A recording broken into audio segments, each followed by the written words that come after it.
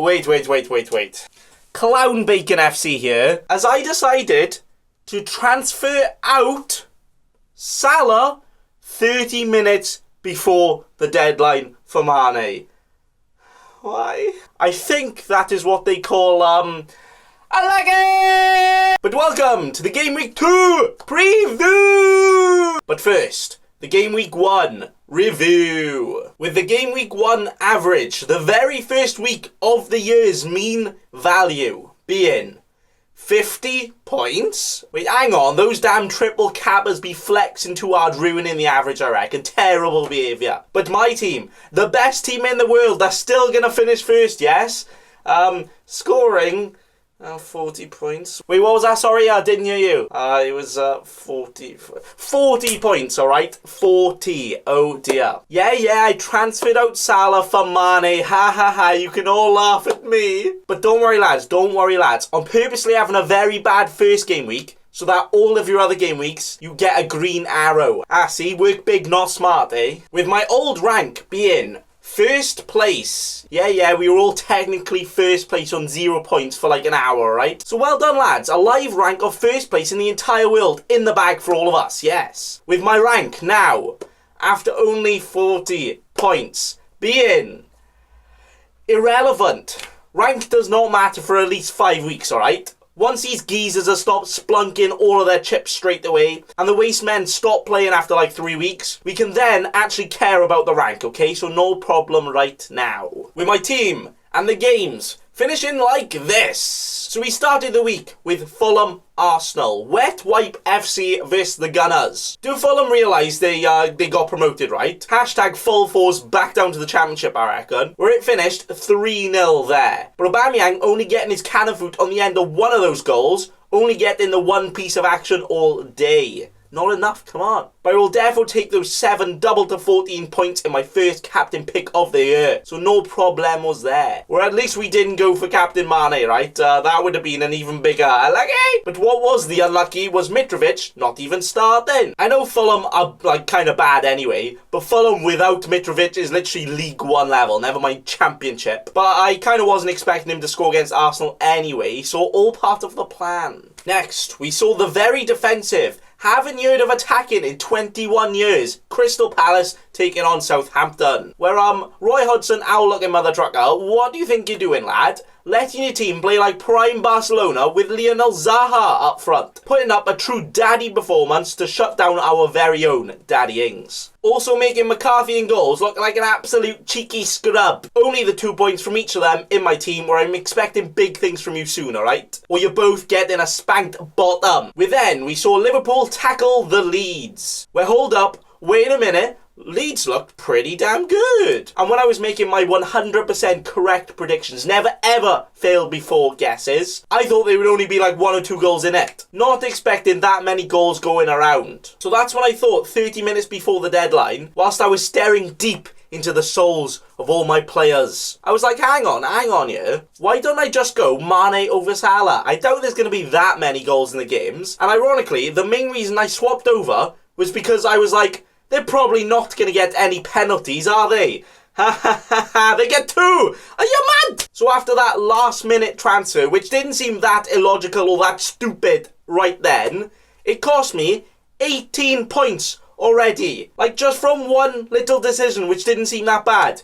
18 points already. How cruel can this game be? Those 18 points could be the difference from me in first place to literally like 10,000th in the world at the end of the season. So again, you're allowed to laugh at me and you can just shout with me, I like it! West Ham, Newcastle. Well, like I said, the Geordies probably were going to make them a West Hammered with all of these new signings they got. Especially with that wibbly-wobbly West Ham defence as the back line. Seriously, they were actually more of a pushover than the bubbles they blow. But it was just the Saint Maximum for me in this game, with him almost bringing me Saint Minimum points. But jokes on you guys, because Saint Maximum, even without doing anything, still scored more than Mane. No, I'm not mad, it's just kind of funny, innit?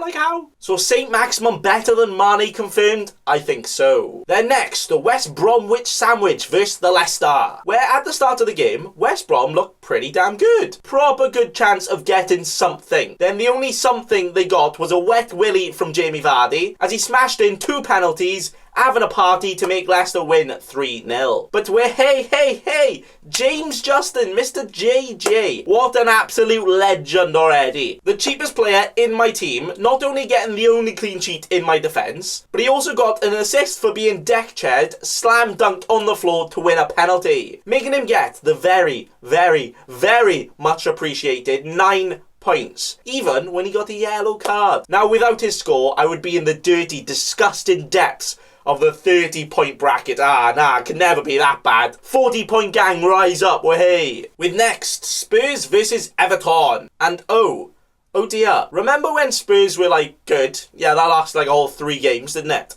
Or are Everton just going to win the league? They were that good. Ancelotti and James ready to spank everyone. But actually, I think it was a good performance from the Toffees, getting stuck in. And I wouldn't write Spursy off just yet. Probably can, but maybe not. I think it was more Everton being good. But Mr. Dele Alli, oh, well, he played pretty damn well for the first half, getting into some very good positions to almost score an assist and having a few attempts himself. Then, his positioning was so good in the second half, he didn't even leave the changing rooms. Getting benched at half-time and then just kicking back and relaxing instead. Thanks, Mourinho. Bacon's crying now. Cheers. But I don't think Ali played too bad, so I wouldn't be put off him yet. Like, his best before date hasn't quite expired yet. He's not quite stinking out my team just yet. But maybe soon. Hopefully he actually plays more than enough next time. Then the Sheffield United being backed up well and good by the Wolves. Well, if the game started 6 minutes later, it would have been the 0-0 that I said, yeah? Egan clean sheet in the bag and all of those points to add, right? Because, you know, the Wolves team that actually usually take like 6 hours to warm up and actually start playing football, yeah, they go and score 2 goals quicker than it takes VAR to actually make a decision. Was not expecting that at all. But Sheffield United could have gone on to score quite a few, but it wasn't to be, as they netted a big 0 goals, just like the big fat 0 Egan scored me. Thank you, lad. It's more annoying that he was almost a size in my team, which would have already got me 15 points more. But my players just aren't allowed to spoil me, apparently. Egan getting more yellow cards than FPL points for me. Just what I wanted. Thanks very much. With then, the final game for the first ever game week of the season with Brighton Chelsea. Now, I did say 3-1. See, my predictions are always exactly correct. And that's why I got exactly 40 points, right? Yeah, never fail. But if you had told me that the Chelsea goal scorers would be Jorginho, Zuma and Reece James, I would be like, alright now, put the vlog camera down, you absolute YouTube prankster. Just a prank, bro, but that can't be real, right? But apparently,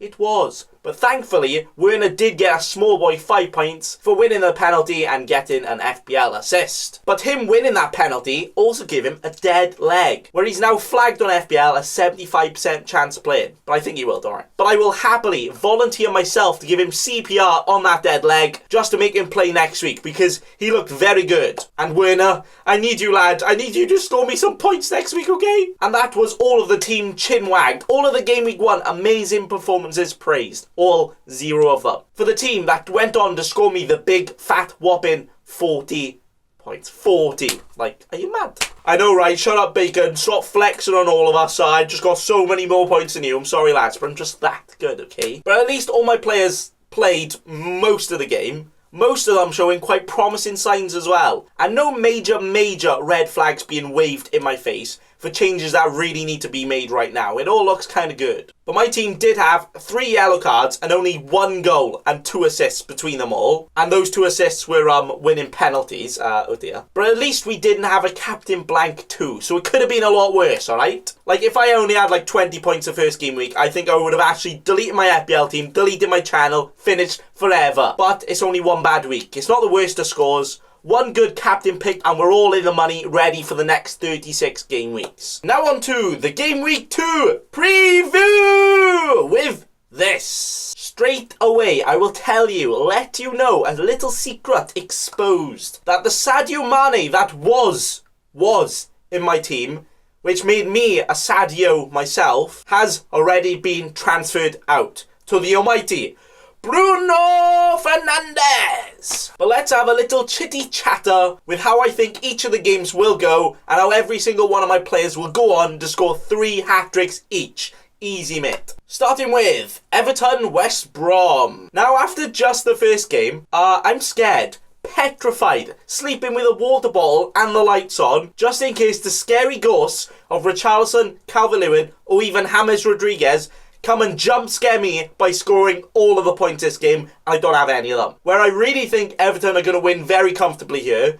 and I don't see them conceding as well. But I do see them banging in all of the goals. Where, I'm not going to lie, lads, I'm not going to lie, I am tempted to swap St. Maximum to Decore for a hit. Yes, I know, right? Just to get those better Everton fixtures, where St. Maximum didn't seem that attacking for Newcastle, with also his fixtures not being as good in the next few weeks, where Everton and their players just look very good, with some very naughty fixtures coming up, where right here they're playing West Brom. Like, that would probably be worth it enough. But currently, I don't have any players in that game, and I probably won't take that hit, but I am tempted. With next, a championship reunion with Leeds Fulham, where the only player I have here is bloody Mitrovic warming up a microwave meal on the bench. Just chilling and not playing last week apparently, but hopefully he will actually start this time. Where he did score against them last season, so maybe he can go and do it again to actually get me some FPL points from him this time, and that would be very much appreciated. Thank you very much, Mitro man. But I do think Leeds will probably win here, scoring 2 or 3 goals, and if Fulham do score, it's only going to be Mitrovic. No one else possibly in their team can do it. So Mitro is the man to do it. With the next game on the shopping list is Manchester United Palace. I reckon, lads, hat-trick for Sancho on his debut.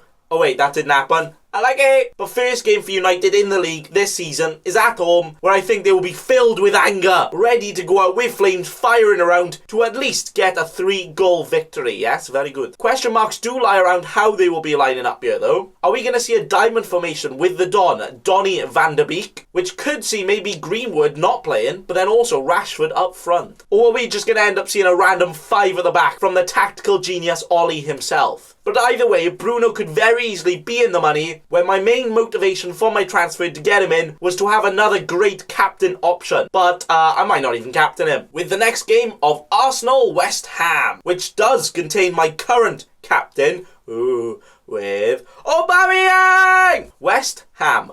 Wibbly wobbly West Ham. Wibbly West wobbly ham. That's who they are, right? And Arsenal look pretty damn good. Now the problem with West Ham is they can sometimes bang out a very, very good performance out of nowhere, where the big man Antonio just whips out his triumphant celebration again, scoring all the goals. But thankfully, even with that, they usually still concede anyway. So I reckon we can easily see another 3 goals at least shot in by the Gunners again, where I very much reckon Aubameyang could and probably will bang in at least another goal, possibly more this time. Captain, probably. Captain goals, yes. With next, the game I will currently have the most players in this week, with Southampton Spurs. Now both starting with big fat L's on their forehead with a big loss. Also both quite convincing losses too, where they both just look like they were chilling like they were still on holiday. Now I think that Spurs might actually get the win here though, as they couldn't break down Everton because they were sitting so far back. But Southampton against Palace had a very, very high line, which I reckon is perfect for the likes of Son and Ali to get in behind and get those goals for Spurs. But maybe Southampton might have a word with themselves, Daddy giving them all a telling off, and the Daddyings will prove why we spent bloody 8.5 million on him here. But I don't think it's likely for either team to keep a clean sheet here. I mean, it might be better for me if they did, but I reckon at least the couple of goals from Ings and Ali is going to happen, alright? So, oh no, what a shame if that does. With next, the castle that is in fact new.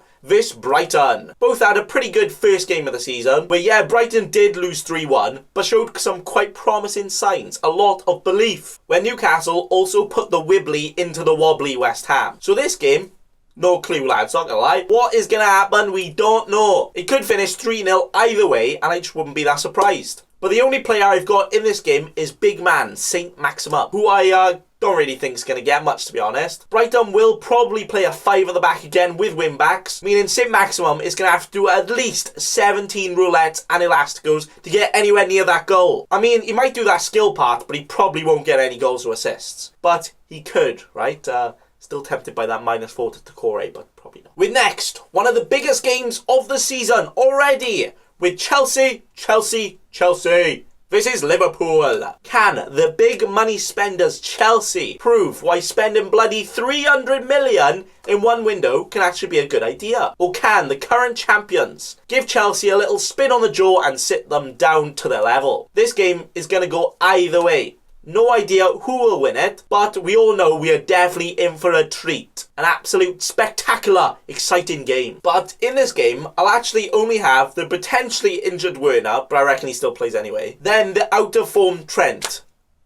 So maybe not the best of combos, but for only 1 week playing against each other, it's not the worst. Werner could not play, but then Liverpool keep a clean sheet, Trent scores a free kick, and the easy double-digit points from him. Or Werner could play, score 2, then Trent also gets 2 assists, and even more FPL points for me. Simple. No other possibility, alright? With then Leicester-Burnley being our next game. Burnley's first game of the season for their attempt to win the league. You guys think I'm joking, don't you? But have you seen how good Sean Dyche is? Best in the entire world. He can do it. But the main question for me this week is, do I play Charlie Taylor or James Justin? Now, Burnley aren't the most attacking side, so in terms of clean sheet, Justin might just edge it, whilst also being a lot more attack-minded. But we also know Burnley, on their day, can shut up shop and not let anything in. I personally reckon it's probably going to end like a 0-0, maybe a 1-0 either way, but I think that James Justin, for his amazing performance last week, deserves his spot here, where he also has a harder fixture next week, so easier to do the reverse. With our second to last game being the very, very exciting Villa, Sheffield United. Come on. Villa's first game in the league this season, kicking off against a team that never ever concedes. They've never conceded in the league once. Yeah, John Egan, 10 points every game, right? Nah. But Villa are one to watch out for, with their new signings actually looking pretty decent. With the likes of Matty Cash, Ollie Watkins and Emi Martinez to come in for them. Could they be one of the underdogs this season? Maybe so. But I reckon this game will be quite a close one, with only 1 or 2 goals in it, where hopefully Egan gets me a little bit more than the 0 points this time. That would be very nice. Please. With then finishing the Game Week 2 Preview with Wolverhampton Wanderers versus the Man City.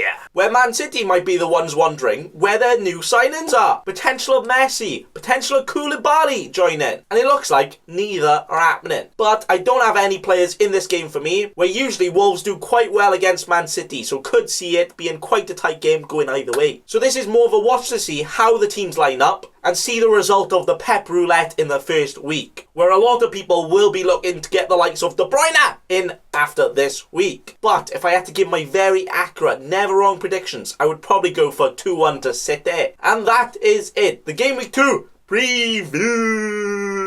Transfer already done. No price rises on my players just yet, but some players' prices are starting to spike up or drop down, so keep an eye out for those players. I hope you all have an amazing week again. I saw some of you do the bench boost strategy that I suggested and get over 100 points, so to you, yes, my mans! But I was not so ballsy, and look how this week ended up for me. So again, the big Unlucky! Thanks for watching, and remember... Don't be a cheeky scrub. Subscribe to Nathan Bacon right now.